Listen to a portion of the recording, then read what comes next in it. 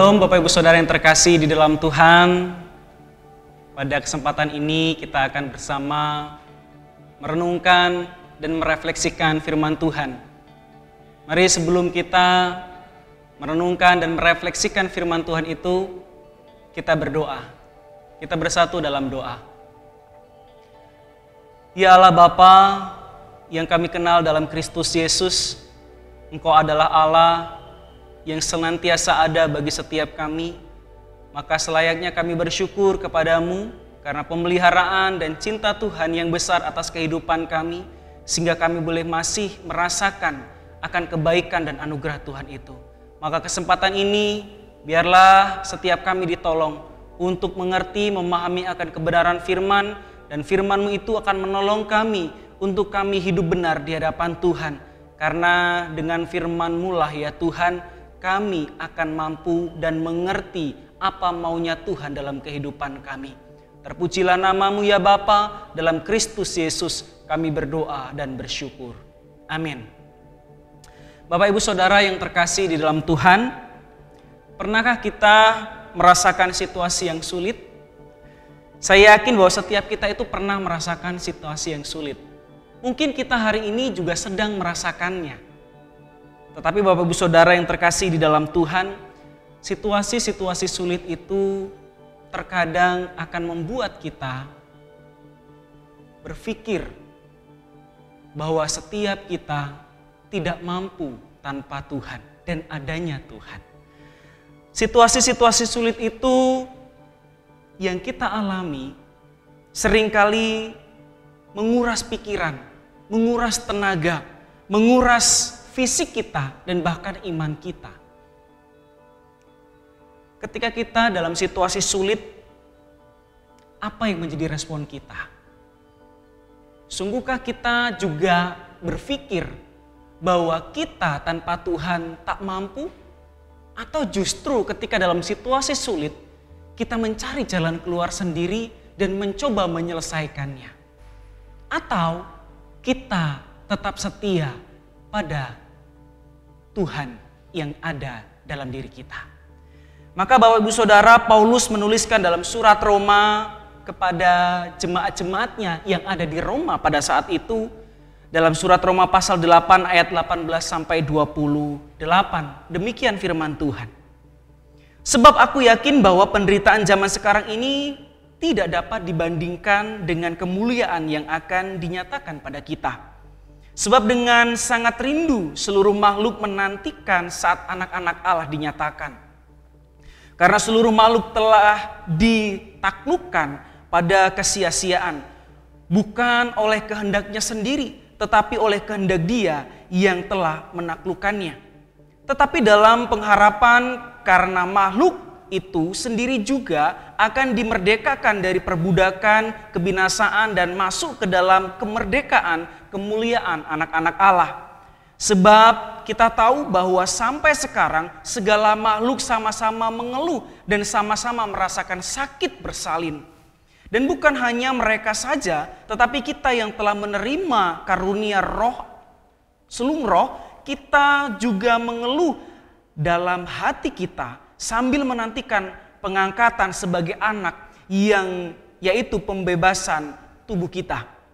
Sebab kita diselamatkan dalam pengharapan. Tetapi pengharapan yang dilihat bukan pengharapan lagi. Sebab bagaimana orang masih mengharapkan apa yang dilihatnya. Tetapi jika kita mengharapkan apa yang kita lihat, kita menantikannya dengan tekun. Demikian juga roh membantu kita dalam kelemahan kita. Sebab kita tidak tahu bagaimana sebenarnya harus berdoa. Tetapi roh sendiri berdoa untuk kita kepada Allah dengan keluhan-keluhan yang tidak terucapkan. Dan Allah yang menyelidiki hati nurani mengetahui maksud roh itu, yaitu bahwa Ia sesuai dengan kehendak Allah berdoa untuk orang-orang kudus. Ayat 28. Kita tahu sekarang bahwa Allah turut bekerja dalam segala sesuatu untuk mendatangkan kebaikan bagi mereka yang mengasihi Dia, yaitu bagi mereka yang terpanggil sesuai dengan rencana Allah. Bapak Ibu Saudara yang terkasih di dalam Tuhan, Kalau kita perhatikan di ayat yang ke-18, bahwa penderitaan zaman sekarang ini tidak dapat dibandingkan dengan kemuliaan akan kita terima nantinya. Bapak Ibu Saudara, Tuhan tidak bersuka cita ketika kita menderita. Tetapi Tuhan bersuka cita apabila penderitaan menjadi cara supaya kita serupa dengan Dia. Kenapa Bapak Ibu Saudara? Karena penderitaan ketika kita respon dengan mengingat bahwa Allah ada bersama dengan kita dan kita belajar untuk setia kepadanya, maka melalui penderitaan kita, Tuhan sedang membentuk kita makin serupa dengan Dia. Maka Bapak Ibu Saudara, saya mengutip salah satu perkataan dari Tim Keller. Dia berkata begini Bapak Ibu Saudara, Kristus menderita bukan supaya kamu tidak menderita, tetapi supaya kamu menjadi serupa dengan Dia. Bapak Ibu Saudara yang terkasih di dalam Tuhan, menarik ketika kita memahami bahwa penderitaan, kesulitan yang kita alami itu membawa kita kepada keserupaan dengan Kristus. Bapak Ibu Saudara, sakit, kebangkrutan, kesulitan hidup yang kita alami hari ini itu tidak sebanding ketika kita setia mengandalkan Tuhan, mengutamakan Tuhan, dan terus setia pada kendalinya Tuhan. Kelak nanti kita akan mendapatkan sukacita yang luar biasa. Karena apa? Karena Dia adalah Allah yang setia. Dia memberikan apa yang seharusnya dan selayaknya Tuhan berikan untuk kita. Yaitu apa? Kesukaan, sukacita ketika bersama dengan Dia. Tetapi sebaliknya, ketika penderitaan, ketika kesulitan itu, justru kita maknai atau kita respon dengan kita berpikir bahwa kita mampu untuk mencoba menyelesaikannya. Bukan jalan keluar yang kita terima, tetapi apa? Kesulitan yang lain akan kita dapatkan. Kesulitan yang lain akan kita temui di sana. Maka bukan sebuah penyelesaian yang kita dapatkan, tetapi apa? Tetapi sesuatu hal yang membuat kita makin terpuruk di sana. Maka Bapak Ibu Saudara, terkadang kita itu tidak mengerti kenapa Tuhan memberi kesulitan, Tuhan memberi beban, Tuhan memberi penderitaan yang kita alami ini. Terkadang kita tidak mengerti. Karena seringkali kita manusia berfokus bukan kepada Tuhan, tapi kita berfokus kepada masalah dan pergumulan. Ketika masalah dan pergumulan ada, kita hanya berfokus kepada masalahnya. Tidak kepada Tuhannya yang ada bersama dengan kita untuk menyelesaikan masalah kita. Bapak Ibu Saudara, Tuhan tidak selalu menjanjikan hal yang baik, yang selalu indah buat kita. Tetapi Tuhan memberikan sesuatu hal, yaitu apa? Pengertian bahwa di balik kesulitan, di balik masalah itu, Tuhan sedang berkarya untuk kita. Bapak Ibu Saudara, jemaat di Roma saat itu sedang mengalami situasi yang sulit. Kenapa? Karena mereka mengalami penderitaan baik secara fisik, baik secara ekonomi. Iman mereka ditekan karena pemerintahan saat itu, yaitu Romawi. Tetapi Bapak Ibu Saudara, ketika Paulus menuliskan ini, menuliskan firman Tuhan ini, penderitaan zaman ini tidak sebanding dengan apa yang akan engkau terima nanti. Itu memberikan sebuah gambaran bahwa Paulus pun sudah mengalaminya. Dan ketika jemaat yang ada di Roma mendapatkan surat ini dan mereka lakukan, maka dia akan mendapatkan kekuatan. Dia akan mendapatkan sebuah penghiburan. Karena apa? Karena Kristus bersama-sama dengan dia.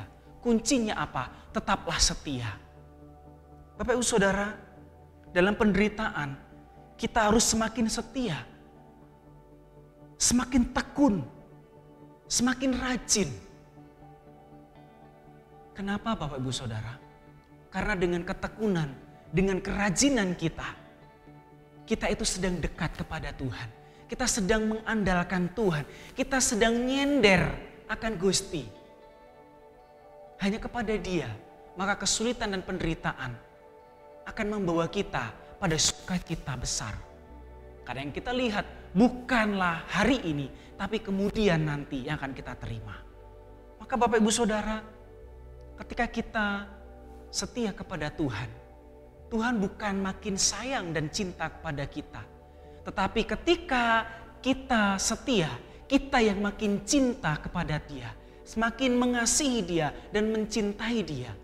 Kenapa? Sejatinya Allah adalah Allah yang setia. Sejatinya adalah Allah yang senantiasa ada buat kita. Hanya terkadang kita tertutupi dengan masalah, kesulitan yang kita alami. Bapak Ibu Saudara, saya tidak tahu apa yang menjadi masalah dan pergumulan Bapak Ibu Saudara. Tapi yang saya tahu, hari ini setiap kita ada masalah, setiap kita ada pergumulan. Tapi bagaimana kita merespon sebagai orang percaya, sebagai umat Tuhan yang dijanjikan oleh Allah bahwa adalah Roh Kudus dalam diri kita yang memampukan kita ketika kita tidak mampu untuk berdoa, untuk menaikkan syafaat kita. Ada Dia yang selalu menguatkan kita. Bapak Ibu Saudara yang terkasih di dalam Tuhan, salah satu karakter yang tidak mudah ditemukan dalam kehidupan orang Kristen atau umat yang percaya atau umat manusia adalah sebuah kesetiaan. Jarang sekali orang mau untuk setia. Kenapa? Karena setia itu godaannya besar. Karena setia itu musuhnya adalah diri kita sendiri. Dengan ego kita sendiri. Maka ketika diri kita, ego kita tidak ditaklukkan di dalam Kristus Yesus yang telah mati di atas kayu salib untuk menebus dosa kita dan memberikan keselamatan kepada kita. Dan memberikan Allah Roh Kudus sebagai penolong kehidupan kita. Maka kesetiaan akan mustahil mampu kita lakukan. Maka ketika kita mampu menundukkan ego kita, menundukkan keakuan kita, maka kita akan mampu untuk terus setia. Maka Bapak Ibu Saudara, apa sebenarnya arti kesetiaan yang perlu kita pahami? Di dalam bahasa asli, ketika kesetiaan itu Bapak Ibu Saudara dalam bahasa aslinya, kesetiaan itu berasal dari kata yang sama dengan kata iman. Dan Bapak Ibu Saudara, tahukah bahwa yang menjadi dasar kesetiaan kita kepada Tuhan adalah iman? Dan pada saat kita memiliki kesetiaan, secara tidak langsung kita juga akan diingatkan tentang dua karakter ini. Yaitu apa? Keteguhan dan dapat diandalkan. Artinya orang yang setia itu adalah orang yang teguh. Orang yang setia itu dapat diandalkan.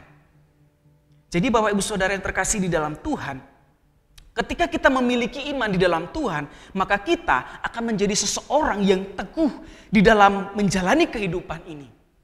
Menjadi seseorang yang dapat diandalkan karena Tuhan ada bersama dia.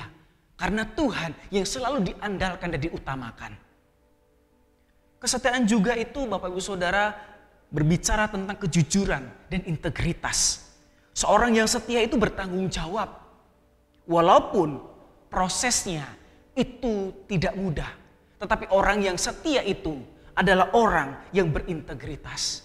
Maka ketika kita menjadi seorang siswa, ketika kita menjadi seorang pekerja, ketika kita menjadi seorang karyawan atau bos, ketika kita mengerjakan segala sesuatunya, kita tidak mengerjakan untuk manusia, tapi kita mengerjakan untuk Tuhan. Maka apapun yang menjadi masalah, baik dalam sekolah, baik pekerjaan, baik dalam keluarga, maka ketika kita mengerjakannya untuk Tuhan, percayalah masalah, pergumulan, dan apapun yang sedang kita rasakan, itu akan membawa sukacita tersendiri. Karena apa? Karena sudut pandang kita bukan pada masalahnya, tapi pada apa? Pada Tuhan yang bersama-sama dengan kita. Maka Bapak Ibu Saudara, kesetiaan berarti melakukan segala sesuatu bukan untuk menyenangkan manusia, tetapi melakukan segala sesuatu dengan tulus hati karena takut akan Tuhan. Inilah yang membedakan kita, umat Kristen, umat percaya, dengan orang yang tidak percaya kepada Kristus. Merespon akan masalah dan pergumulan itu dari sudut pandang Tuhan, bukan sudut pandang dunia, yaitu melihat pada masalahnya. Bapak Ibu Saudara yang terkasih di dalam Tuhan, bagaimana cara kita untuk kita mau tetap setia. Yang pertama, belajarlah meneladani kesetiaan Tuhan Yesus. Bayangkan Bapak Ibu Saudara, dia adalah Allah, tetapi dia setia kepada komitmen dan apa yang dia sudah kerjakan dari sejak awal. Yaitu apa? Mengasihi umat manusia. Walaupun manusia jatuh ke dalam dosa, tetapi Allah tetap setia menjaga kesetiaannya dengan apa? Menyayangi umatnya. Maka Yesus Kristus datang ke dalam dunia itu adalah wujud kesetiaannya akan kasih anugerah untuk kita manusia berdosa. Diwujud nyatakan dengan dia mau menjadi manusia berdosa.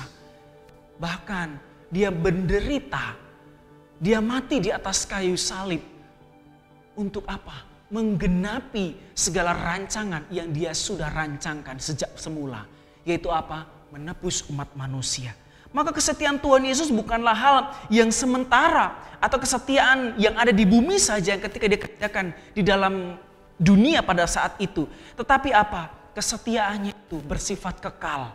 Karena dia tahu memandangnya bukan kepada masalah yang dihadapi saat itu. Tetapi memandang kepada Bapa yang mengutusnya untuk mengerjakan karya agung yaitu penyelamatan umat manusia.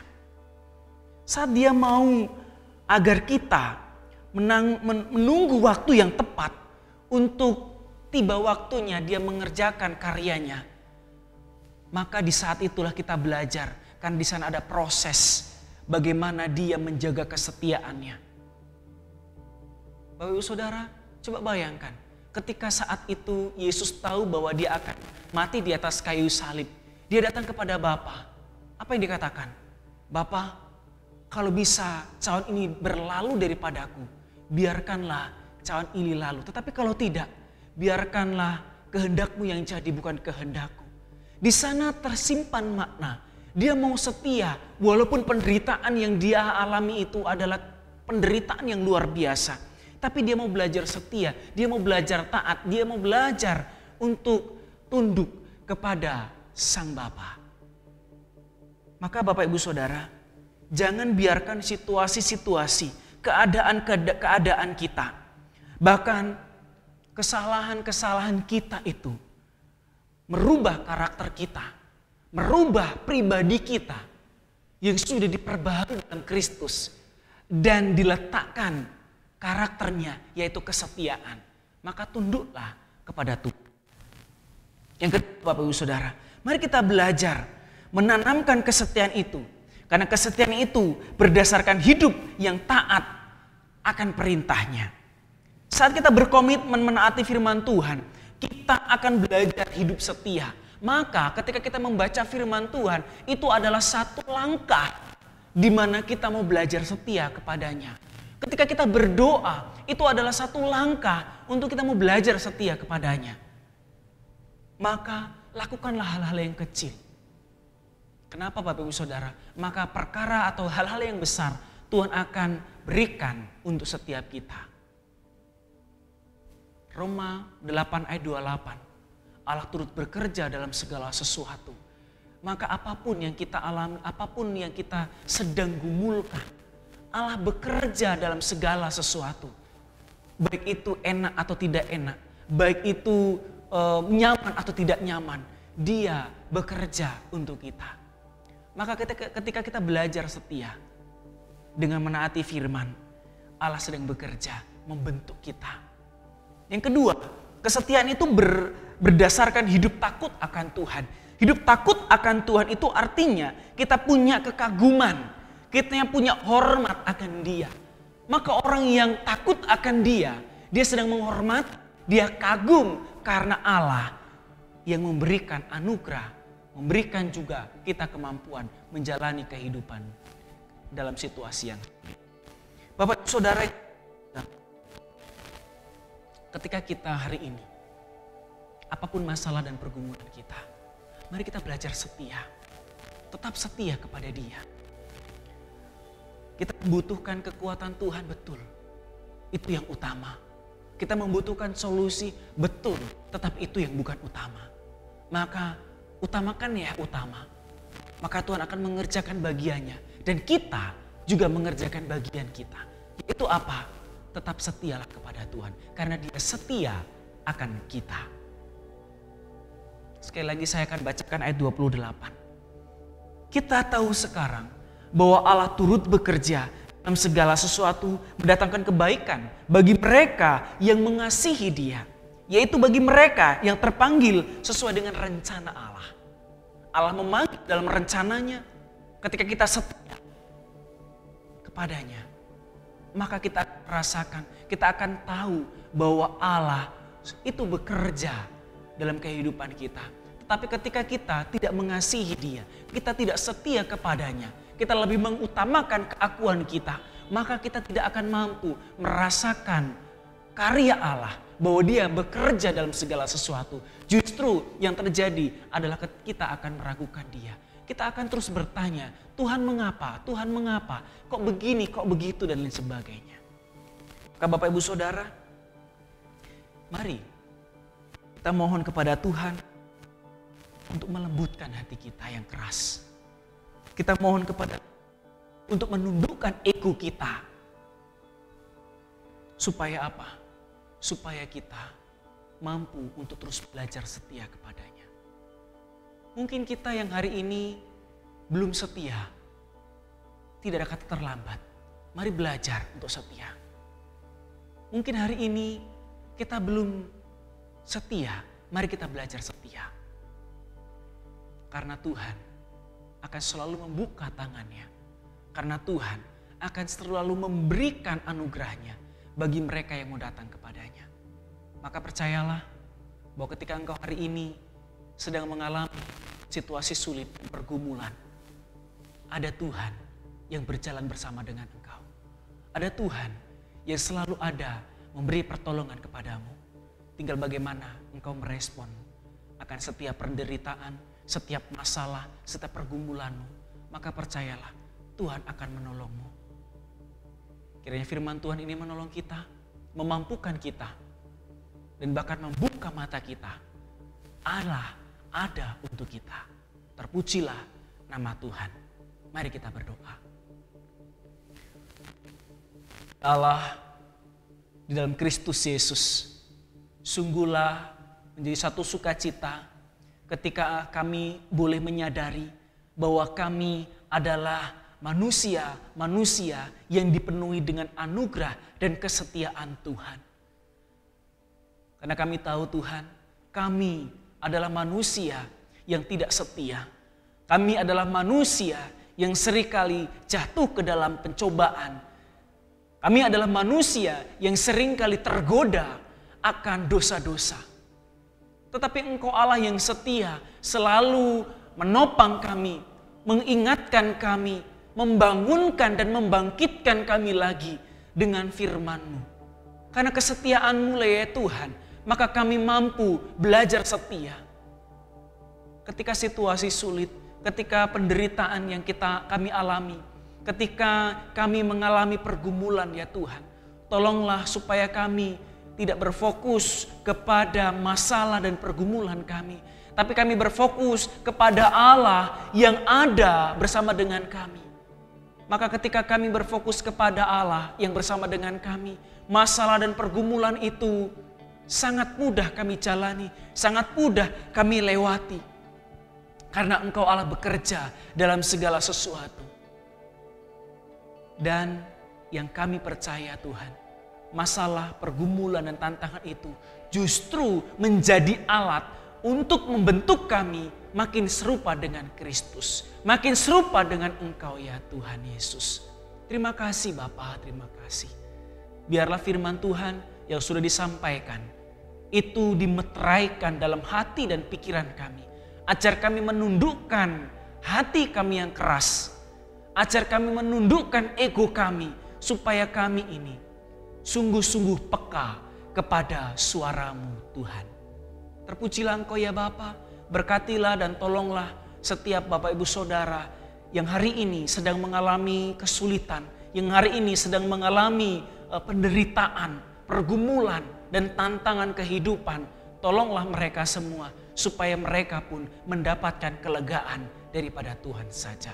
Terpujilah Engkau ya Bapa, dalam Kristus Yesus kami berdoa dan bersyukur. Amin.